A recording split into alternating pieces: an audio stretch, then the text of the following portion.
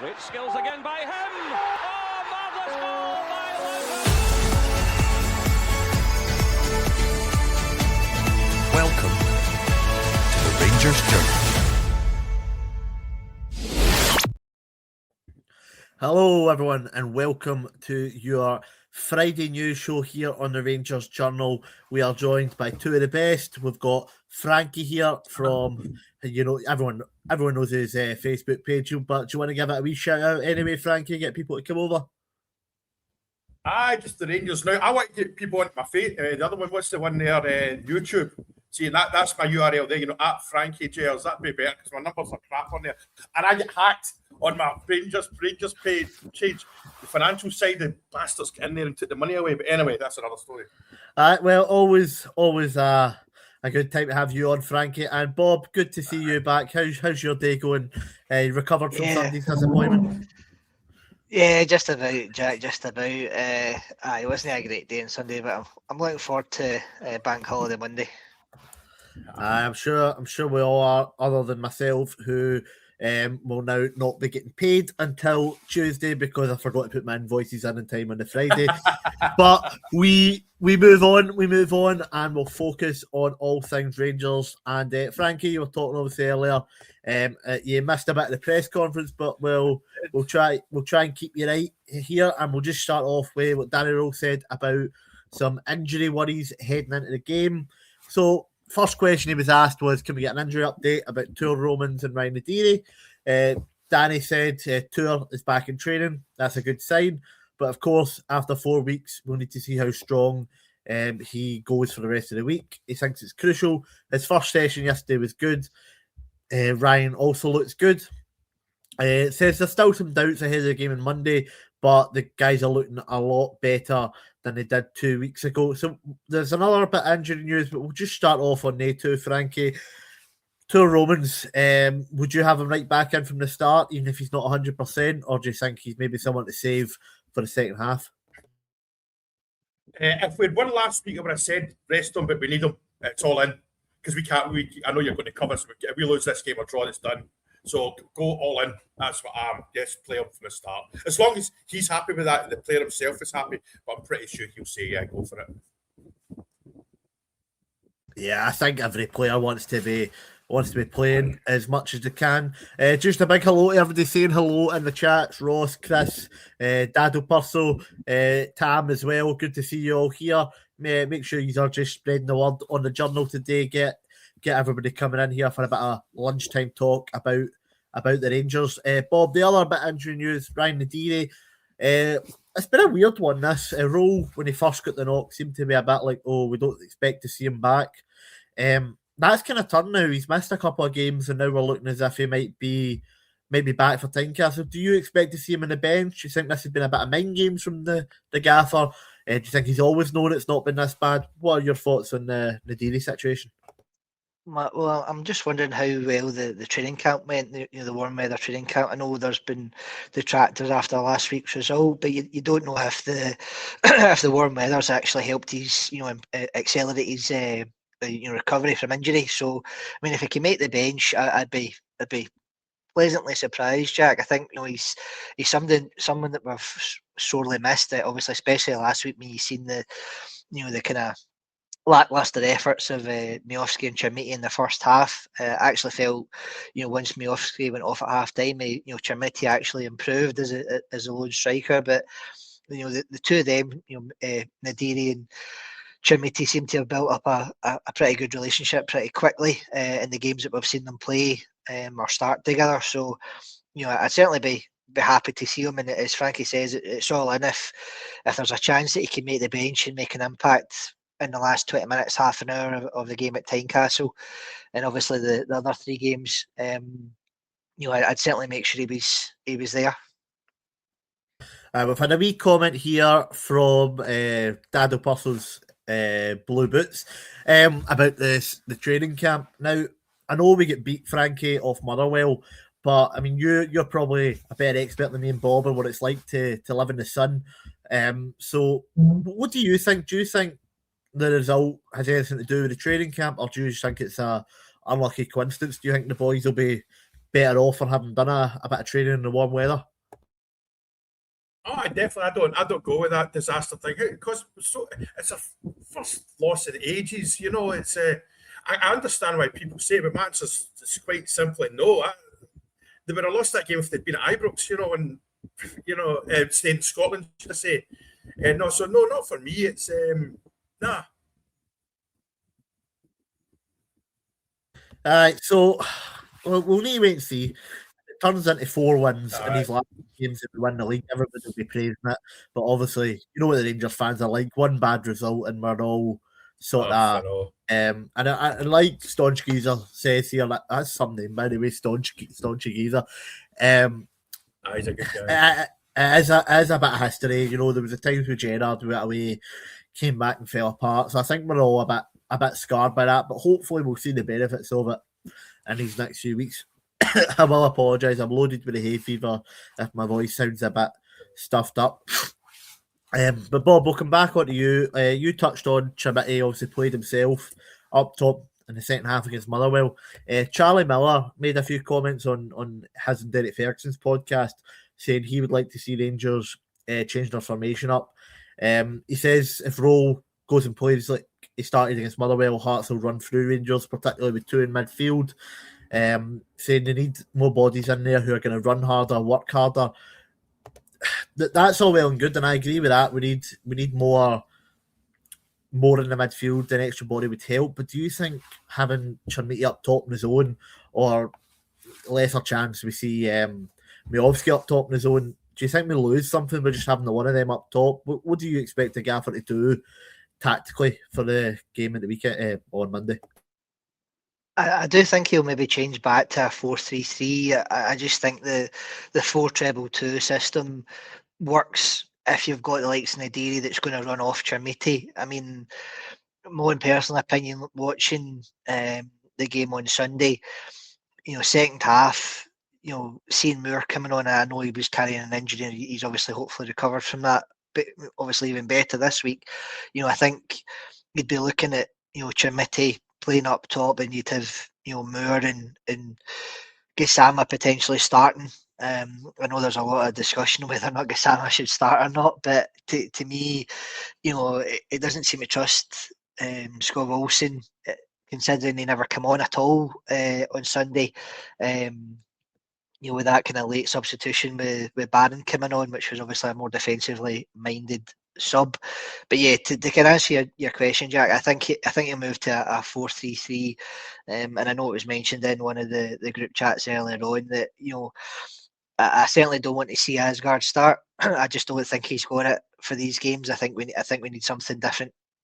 Just as AGWT's come in saying stop playing Asgard. I think the comment that was made in the chat, I think it was by Scotty, was that Bajrami should be at least getting some game time. I think Bajrami, whenever he's played, is shown up relatively well. He saved us a point earlier in the season at Tannadice for a late penalty. So to me, he's, as you say, if you're looking for somebody who's going to run, yes, he's not the quickest player, but he's creative, and I think he would offer more than what Asgard is playing or shown at the moment. I'm still, the jury's out on Asgard for me. As much as I think he's probably a decent player, I just don't think he's shown enough in the same way Gassama recently. I think there's an argument that you could see Ant-Man start as well. Although he's not had a lot of game time either. So yeah, it'll be interesting to see who he picks, but from a formation or tactics point of view, I think he'll go with a 3 and try and match up with Hearts and as a midfield 3 as well. Yeah, so I think with the Bayrami thing, we all seen the scenes after the Old Firm game. He clearly lost the head a bit, and he doesn't seem to have been trusted by the gaffer since, which I think is a bit hard. We've seen better players, the more level-headed guys, and Bayrami losing in that fixture. Charlie Miller also talked about Asgard and Gassama. He says the two of them don't run hard enough. They were outworked, outplayed, and outfought, and called for the pair of them to be dropped. Now, me personally, I agree with the Asgard part. I would have Bayrami over him. I think we need to start the game a bit sturdier, maybe with Raskin, Chukwani, and Barron. Just get control, and then we can move some guys maybe off the bench to play a bit further forward. Your Diamandis, your Bayramis, your Asgard, Skov Olsen there. But yeah, we had a few comments in the chat about Ant-Man. Now, we assume Mikey Moore will start on one wing. But there's a few guys, Frankie, on that right hand side. Scott Olsen didn't get on against Motherwell near the Dantman. Then, of course, you've got Gassama out there as well, or even Asgard was tried there. Do you think it's time to give Ant-Man a chance and go, look, make a name for yourself, son? Shows what you can do. Absolutely, because I've actually got my team written down here because because I knew you were going to ask that anyway. And Ant-Man was the second name I put down there. Let him go for it. And Staunchy says here, his debut, and he's quick as well. That's the other thing. He was, because I remember that first game I was covering here, and we all thought it was a ball going out, man, and he caught it, and it was like, wow, it was down at the Cortland Road end. But I would definitely be start and let him go for it, because I think Bob said it last week. Once he's not let us down since he's come back from the injury, and I always felt the injury was maybe more a head thing. He maybe quite didn't fit to Glasgow and whatnot, but I would definitely have him on. Let him go for it. Yeah, and I'd have moved through the middle more than anything though. That's another option, especially if you're having guys, you're wanting that midfield free with a more attacking outlet. If you know what to play Asgard, Moore's probably another good option to have in there. Hello, Beridon167 from Toronto. Thank you for tuning in. And Lockie from New Zealand. We've got guys all over the world here. We've got Frankie in Thailand. We've got guys in Canada, guys in New Zealand, and me and Bob in Scotland. But we'll touch on the other bit of injury news now that Danny had from the presser. Just let me find it here quickly. I saw he said John Souttar has more problems. Thinks he should be okay, but he's not sure if he's going to make it. I was going to touch on you, Bob, but after Frankie's wee reaction there. Frankie, do you think that's a big miss, John Souttar not coming up against his old team?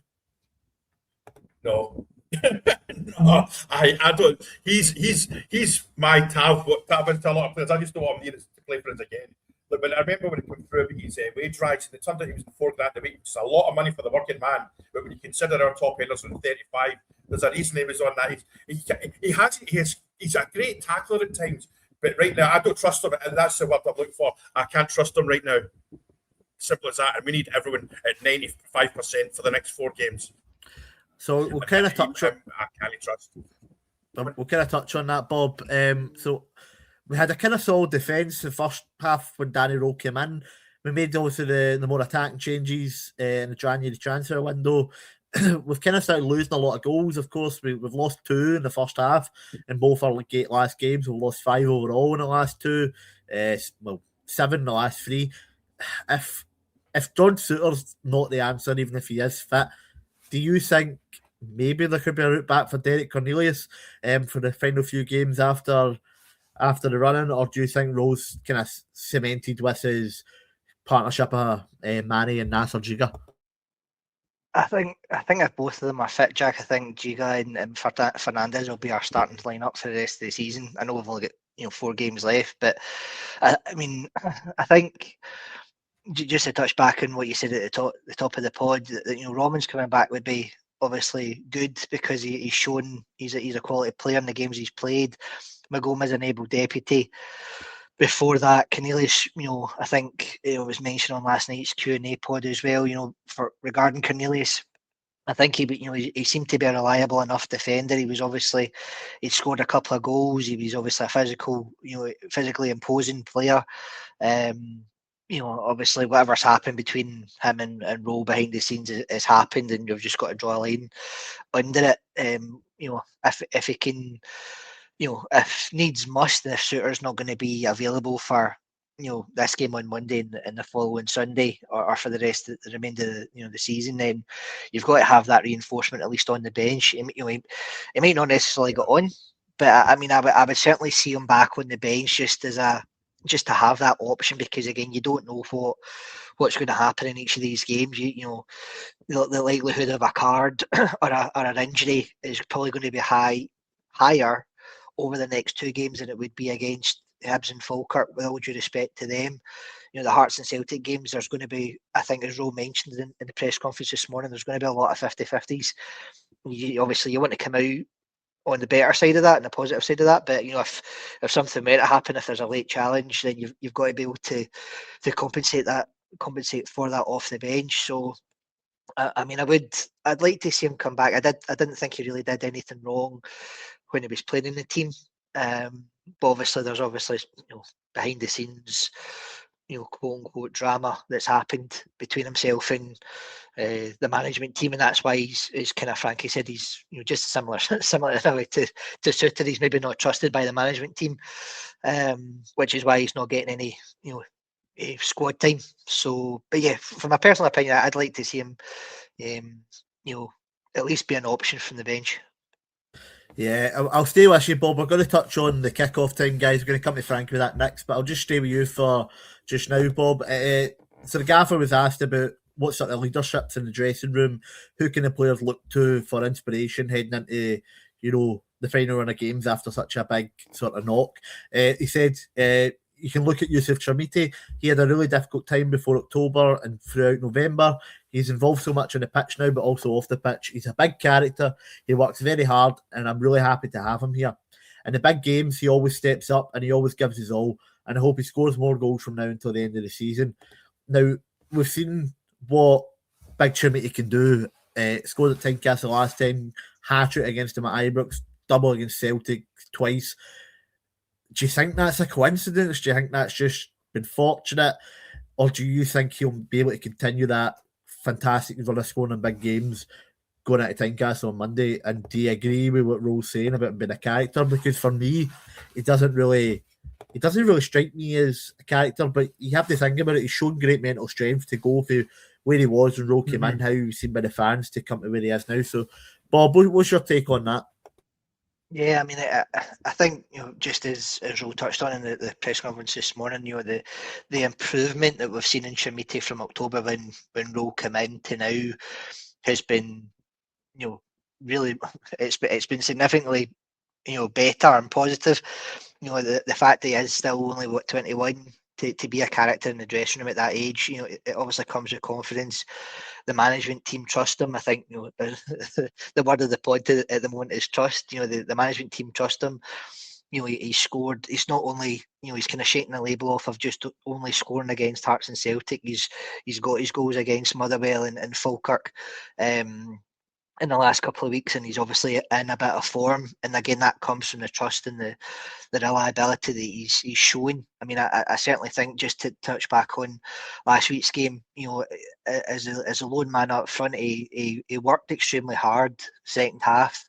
I think he was aided by Mikey Moore coming on as well, but I think he certainly showed he was up for a fight. And not only getting his goal, but he was threatening on several occasions, and just obviously, unfortunately, never managed to get another hat trick over the line last week. But yeah, for me, I think it's only going from strength to strength, and again, hopefully a pre-season under his belt with Danny Rowell and the team, he can hit the ground running going into next season, and again further justify the price tag against him. And again, it's not something he can, it's not something he can help. I do think he's certainly not let it waver or let it kind of get to him, especially in the last few games. But he's certainly come on to a kind of strong run of form. And maybe just to touch back on one of the midfield questions you kind of mentioned earlier, Jack, I would be interested to see if he starts Diamandi over the next couple of games. I think last Sunday when he came on, he certainly seemed to shore up the midfield and kind of offer a bit more as a three, possibly with Chikwani and Raskin, rather than having to sacrifice one or the other. Especially in the next two games, I think you're going to need that bit of bite. I know you mean with Barron, being that kind of sweeper, and kind of cleaning up and allowing Raskin and Diamante to play further forward. But I think between the three of them, I think that would be an interesting dynamic over the next couple of games if that's the way Danny Rode decides to go. Just touching this here for Tam, you're bang on. We've always seemed to have one of them. I remember when I was younger, it was Kenny Miller, who anytime we get through 1-on-1 and goal, you're like, oh no. But if something gets fizzed across or breaks to him, could always score. We seem to have a lot of them. Joe Garner seemed to be the same to me. Other guys have had Morelos to an extent, and now of course big Chamiti. But Frankie, we'll move on to you. We've had quite a few comments on the kickoff time. Now it's I believe. What Bob? Can you confirm? Is it 4:30 or 5:30 on Monday? 5:30. I think it's 5. 5:30. Aye, well, we're around all that time anyway here in the UK for international bears like yourself, Frank. I mean, what time's that going to be for you, and how's that going to impact you? For guys here, it's great if you've got the bank holiday off, but if you're working for an English company or working for so and so, you're not going to have that off. That's going to have an impact. How does that affect you when the kickoff times get changed over in Thailand? Oh, I'm 6 hours ahead of you, so that's 11:30 at night. And that doesn't particularly bother me, you know what I mean? Because, like I say, I'm not going into work the next day, so I just, I'll probably doze off before it. I'll certainly have the alarm ready. I do my own podcast 90 minutes before, as I call it. But it doesn't. I've been away most of my life, so I'm used to having to watch Rangers at stupid hours or trying to find a result. And it's the European games because when the clock's changed, I'm 7 hours ahead. And when the European games go in, that's a bit of because the kickoff can be like 3 a.m.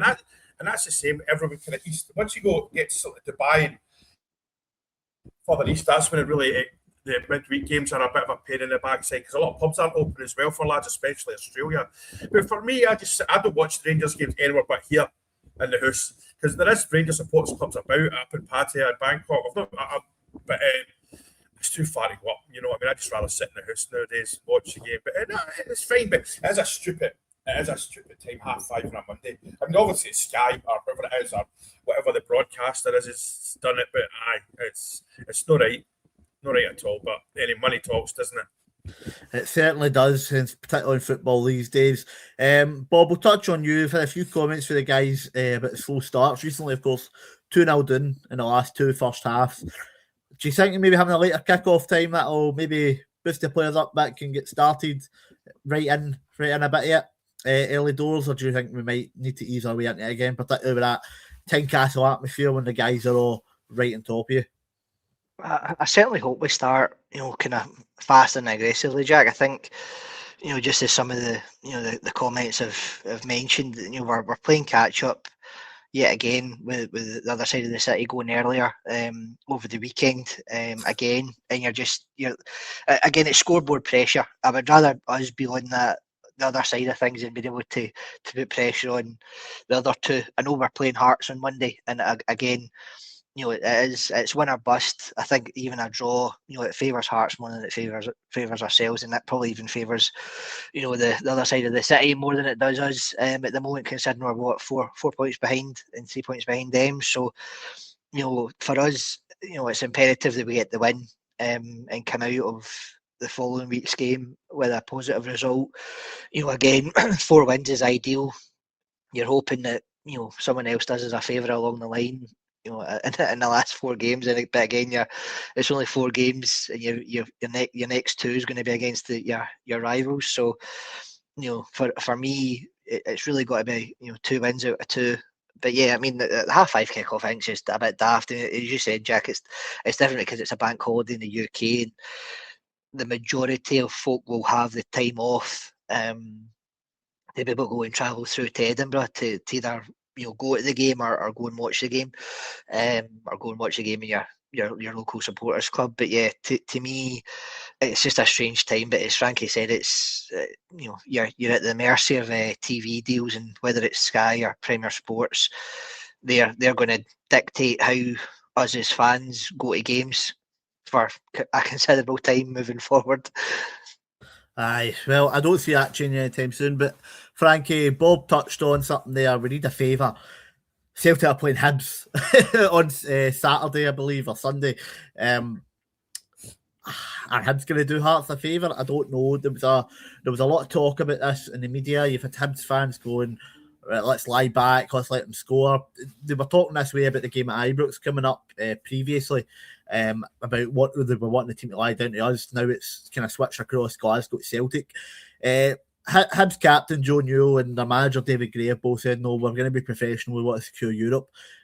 There's a lot of foreign players in the game nowadays, but do you think that's going to be in the back of their minds that their own fans want them to lose? Do you think that could hurt us if Celtic go in there with the Hibs players under that pressure? Do you think we might fall a bit behind in that front?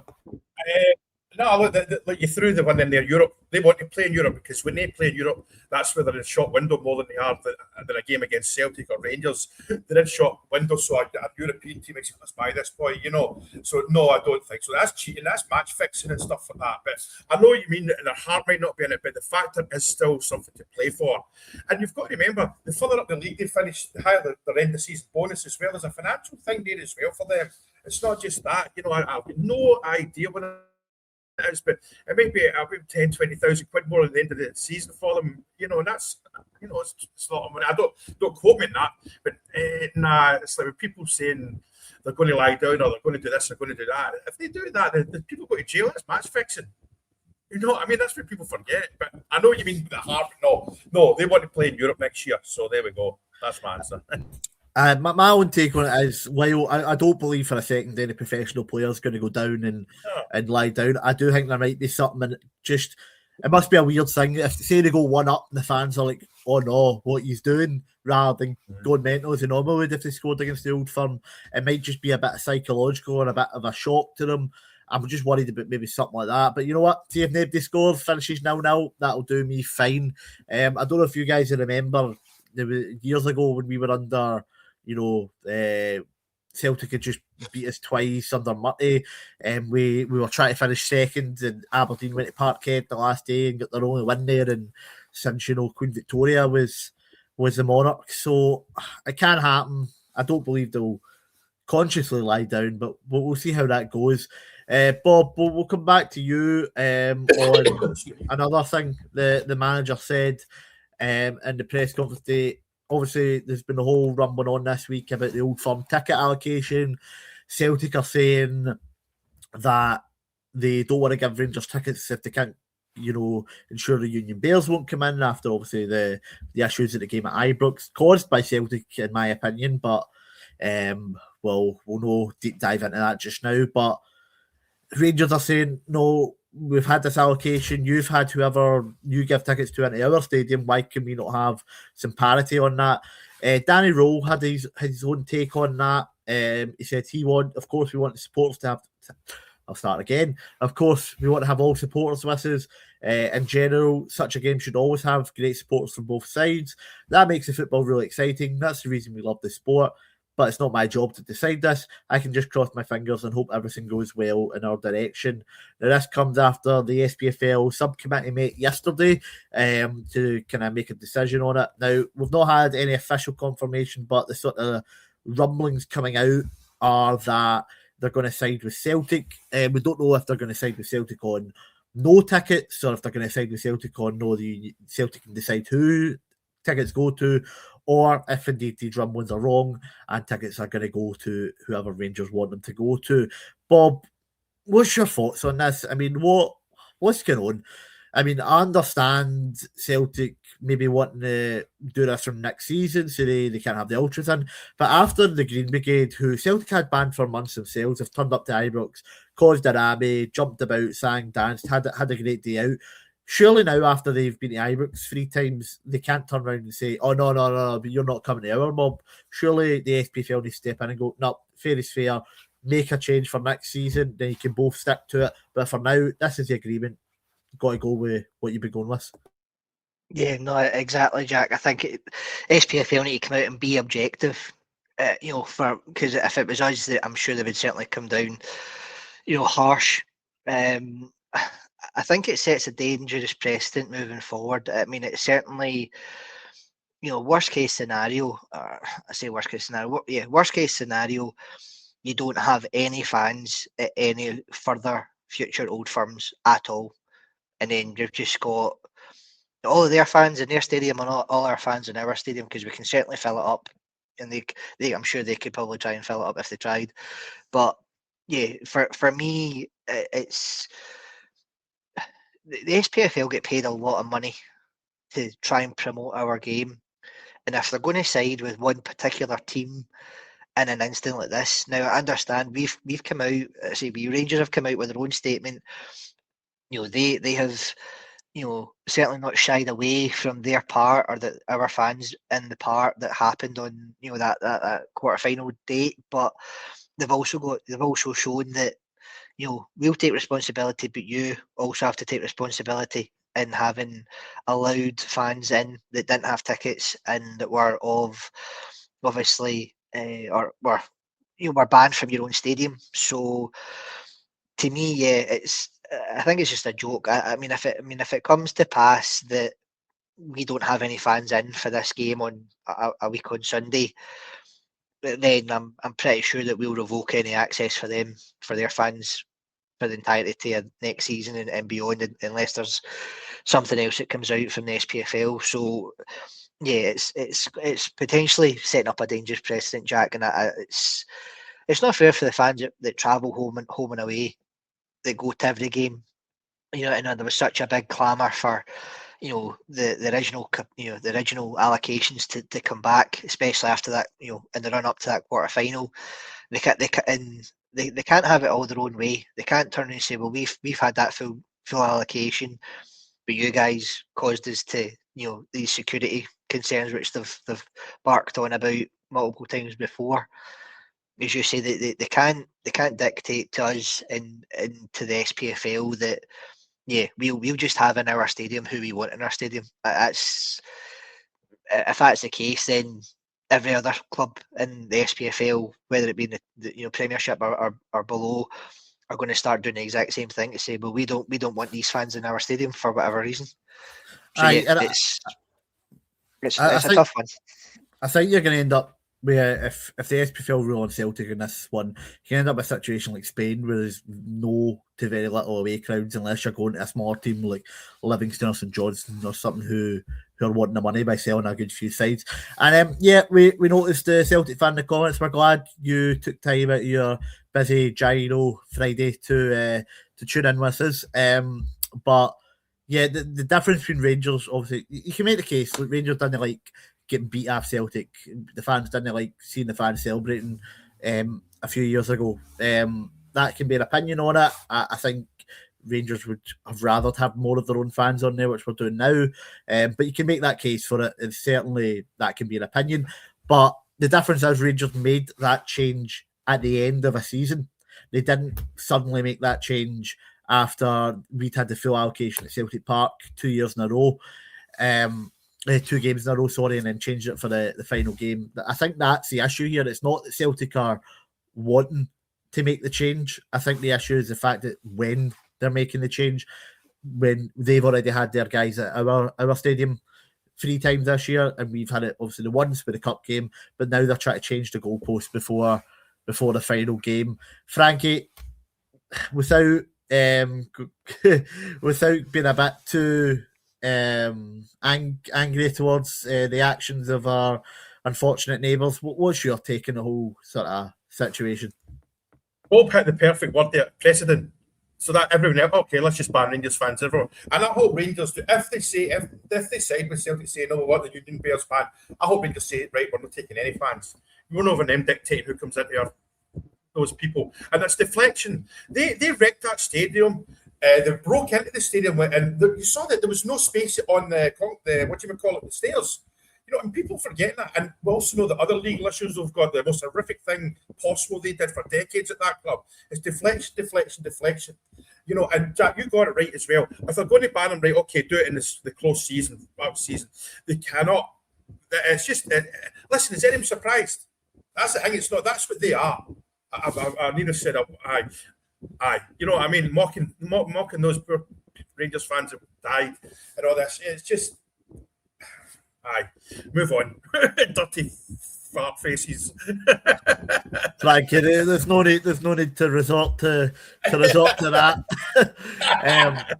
But we'll have to move on. I know it's a bit of a touchy subject. Obviously, we everybody. We don't like to talk about them. Obviously, when it involves us, we kind of need to bring it up. We'll kind of shift back to matters on the park. We have had a few sort of transfer links. I know we're starting to get to May, right towards the end of the season. Touching you, Bob, the first one has been kind of Pierce Charles, the young goalkeeper for Sheffield Wednesday.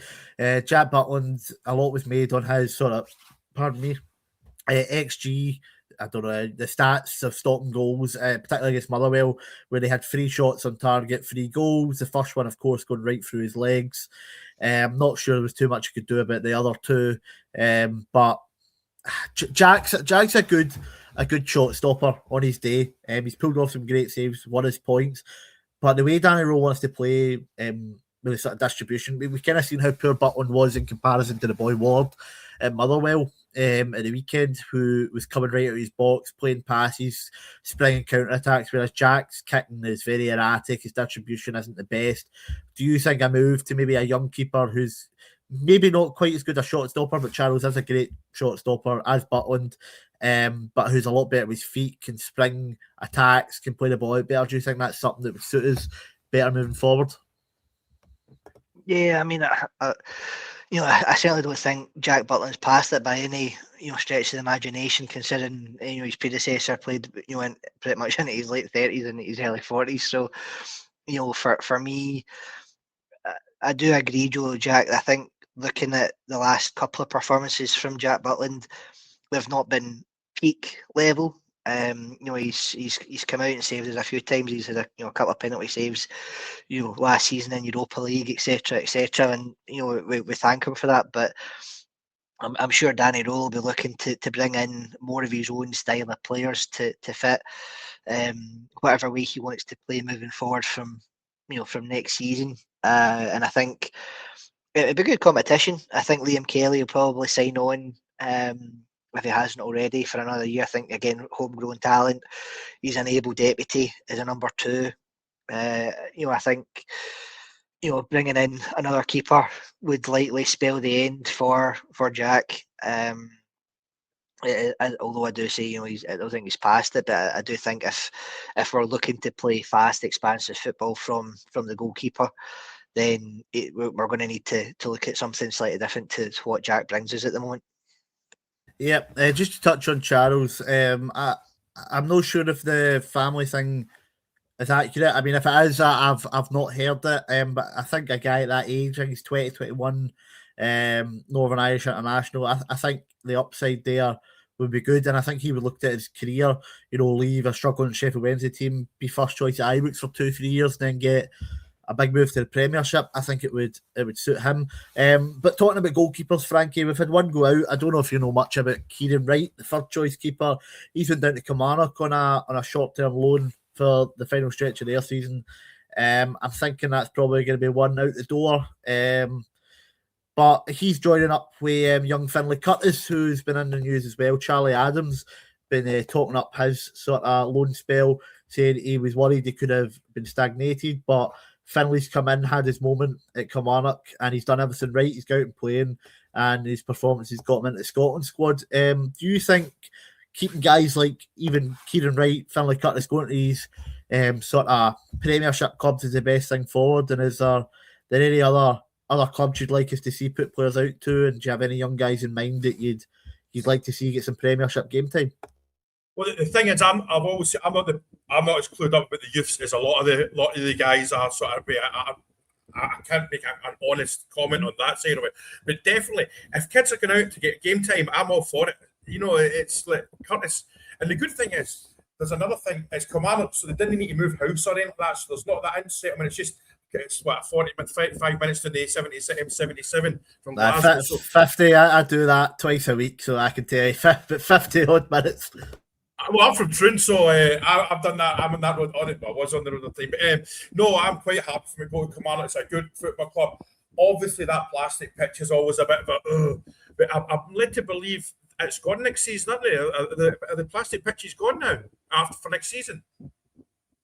I believe Falkirk have got another year sort of grace period on theirs, but I think the Kilmarnock one and I think Livingston have been saved by the fact they've got relegated, but I do believe Kilmarnock are ripping theirs up this summer. Good, because the thing is, rugby, Kilmarnock have got a training ground, because being from Troon, a lot of the arguments I have with my mate Sammy's a Kilmarnock fan. So the plastic pitch they use it for training and all that, but at the end of the day, they've not got a training centre, and apparently it's brilliant as well. People have said, I think I saw a thing in YouTube, it looks really nice and whatnot. But no, of course, the kids want to play football, and especially youngsters, and under somebody like Neil McCann and Billy Dodds, who are both both. Well, Neil McCann's actually a Celtic fan, but you know what I mean. They're certainly Rangers minded, and they themselves, Neil McCann and Billy Dodds, they are the younger generation of football manager now. I think they're in their 50s, but that's still, you know. But I know it's great, man. This person in the comments said, right, he's a terrible keeper, but Billy Dodds and Neil McCann, when they take him, if he was terrible, I would have thought, because these two are name mugs. So, yeah, any young team. And a young lad signed on yesterday, didn't he? I saw the Hands Across the Water lads mention it earlier. Luca Rankin, the son of John Rankin, if you remember him, used to be at Hibs and Dundee United, midfielder. Right. Franky, we got the three of them signed up. Kyle Glasgow, Ashton Scally, Luca Rankin, three of the guys who are kind of the higher rated. AJ's right. Kieran Wright is 27. He's one of these guys who he's Scottish, he's homegrown, so we've just kind of kept him about. But we've signed up the three young lads, and we'll kind of stay on the sort of topic of the young lads, Frankie. One who's a bit better known, you might have a more info on. Bailey Rice, his contract is also up in the summer.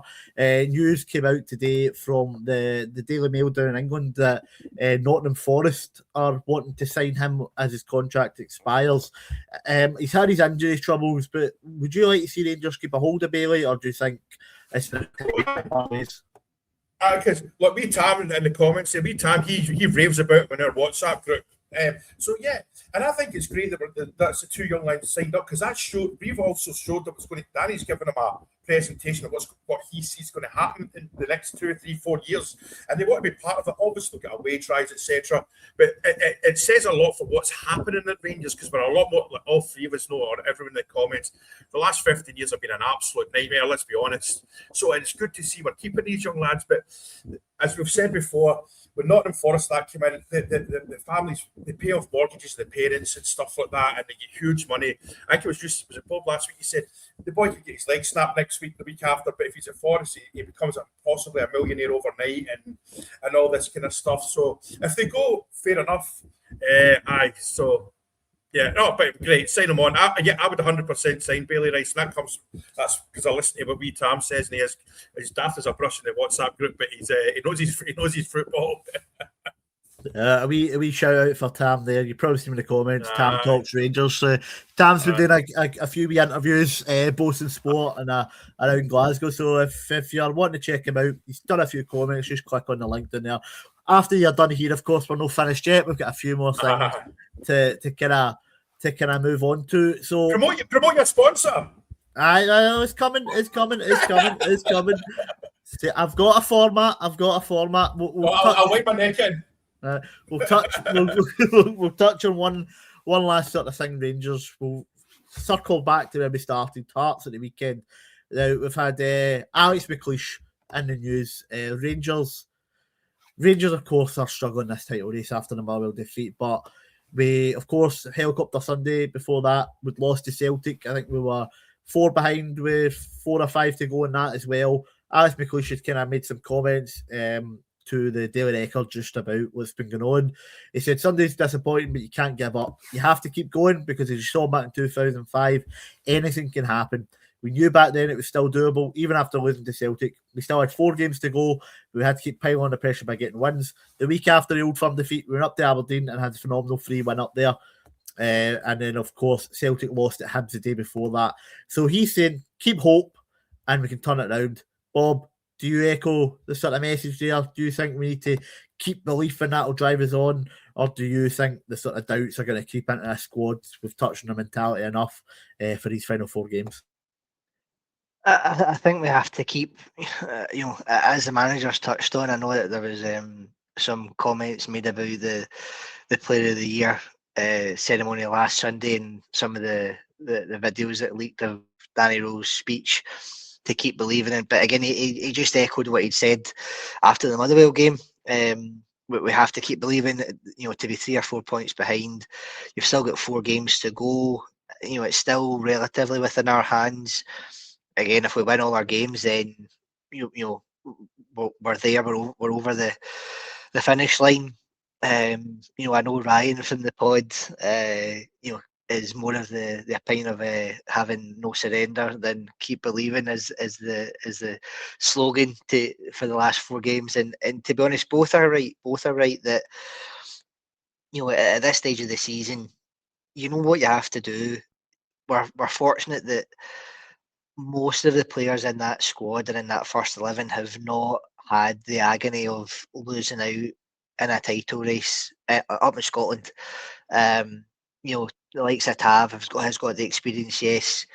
Everyone's spoken about Tav and the fact that he's leaving at the end of the season, and it would be nice to see him lift silverware before he goes.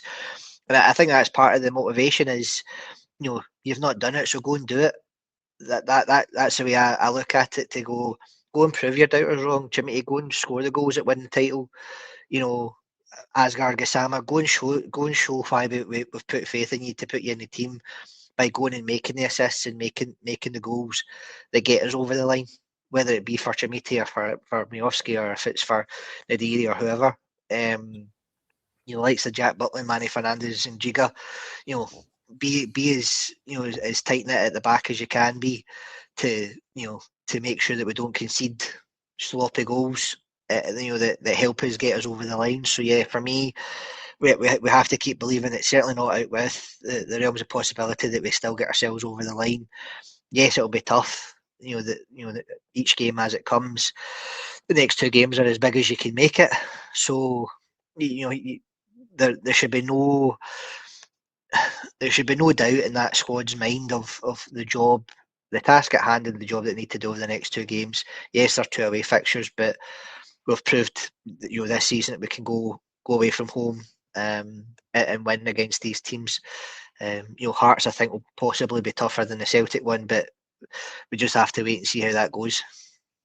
Aye, David's right. Hearts do need to drop points 2 games, but like McLeish touched on, we were 4 behind before to go against Celtic, and we didn't have to play them. I think the beneficial thing here is we can still play Hearts and make the ground up on them. Franky, we'll just touch on one of our comments. I myself spoke with Bob Malcolm over on readrangers.com. He was talking about Helicopter Sunday as well. He's got a message for the players. He says, just win the games yourself and then wait and see what happens elsewhere. There are points to be won before the final game, and hopefully the current team get the job done. But he says you just need to focus on yourself, and then if you're lucky, you'll get that feeling at full time of relief, surprised all mixed into one. And then he said you'll get the biggest celebration, the bus back to Ibrox, the adulation of fans. Do you think the Rangers players can use that as sort of motivation to kind of kick on by knowing the rewards they can get? They can go down in history. They can get the joy of the fans. Do you think that will spur them on, or do you think that will put more pressure on them? I don't know. Well, somebody in the comments said they're bottle merchants. I've not seen that. I just saw it getting beat last week. No, it wasn't a bottle job. It was. I'm not talking. I'm not talking the comments. I'm saying on. Oh. No, I think they've got it. Aye. I mean, again, these guys know it. I said last week that we played at the highest level as a 5-year-old. They know, they don't need told what it means. They're winners, as in the level they've played at all their years. I'm not talking winning medals as such. They know what it takes to win football matches. They know. And do you not think they're on social media all the time? You remember, they only work about a 4 or 5 hour day maximum. You're telling me they're not sitting on Twitter and Facebook and all that, reading the comments. They'll know what it means. And you've got to remember with Durante, Barry and all that around the big Hateley, they're around the club all the time. And they'll be very, very open to their lads sitting and talking to them, but they'll know what this means. They've seen it at Ibrox. They've seen what Ibrox is like in the big days and the big matches, how it bounces, But it's a shame we need favours now. That's the one thing, because I think I felt Hearts' bad game would have been Hibs. That was a game I was just hoping they would drop points at, but unfortunately they didn't, and we messed up as well. But no, I'm confident, but I'm sure you're going to ask us if it's anything but a win on Sunday, it's done. Monday, it's done. I would agree with you there. Barry Ferguson also called it win or bust, and I'd have to agree with that. We'll just touch on one last thing before we obviously finish up here, and I'll just turn to you for this, Bob. So obviously there was a thing on Twitter last night. The Blue Order, a Twitter page claiming to be the Blue Order, wrote back up, posting some cryptic sort of messages, some photos of the Blue Order back in the pomp. Now this has got discussion going out there. The Union Bears are going to, if Rangers get tickets for Parkhead, are going to go in under the Blue Order banner, trying to cleverly avoid saying they're part of the Union Bears. Now, I've asked about and a couple of guys from the old Blue Order have said it's not our Twitter account, and we don't know about it. The Twitter account in mention has changed its name several times in recent months. But of course, Bob, the Blue Order flag came out for the first time in, I think, 11, 12 years in a game on Sunday for the banner day. First of all, do you think they're coming back, or do you think this is maybe a ploy by the Union Bears, or just something at the wind up? And two, would you like to see maybe another sort of singing section, atmosphere section return to Ibrox? Because of course we used to have the pair of them in the past. Yeah, I mean, as someone who sits in the singing section, it certainly brings the atmosphere to the stadium, Jack. I think if we had more of that around the stadium, then I certainly think the atmosphere would be even greater than what it is. It was probably one of the best atmospheres I've been to, or I've been involved in on Sunday, and it's you can't beat it. I think we would all agree anytime we've been to Ibrox, and the atmosphere really is second to none. Whether you're playing at home and domestically or in Europe.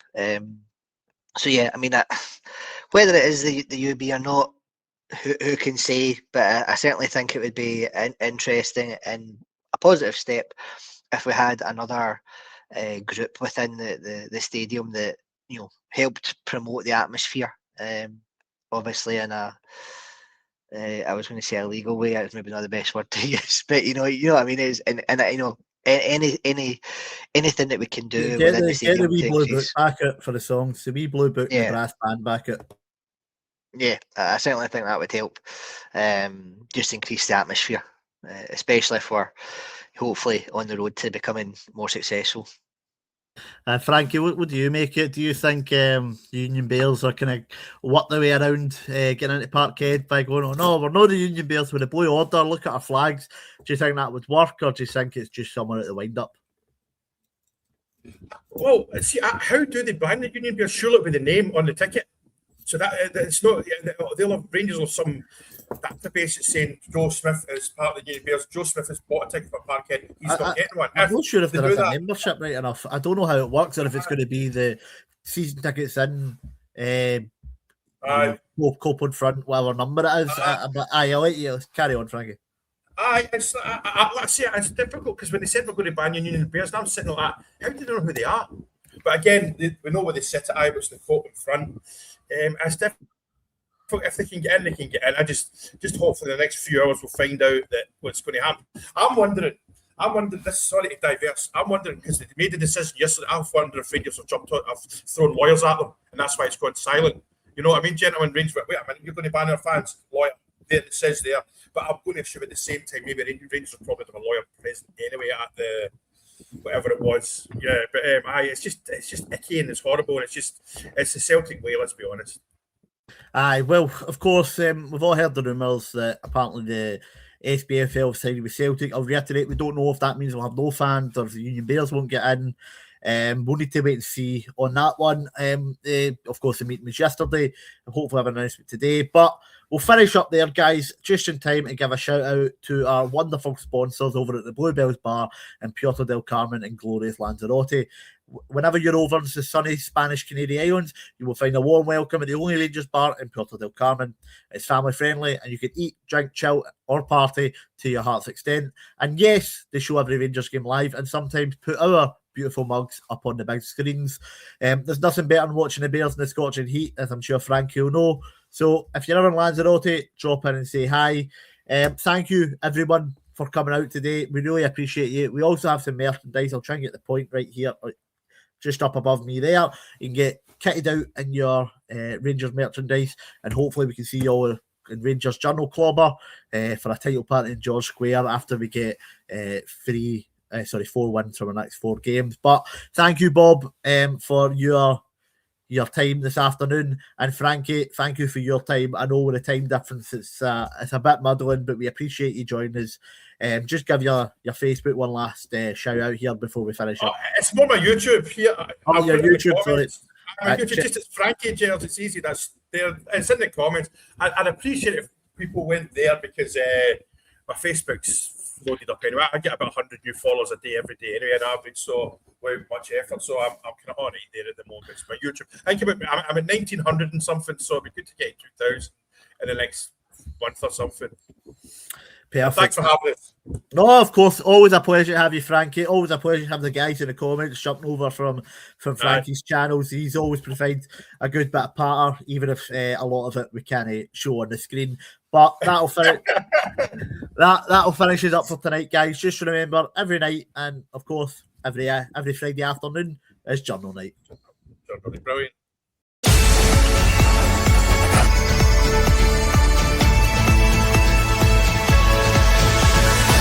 Every night is the Rangers Journal night. Cheers, lads.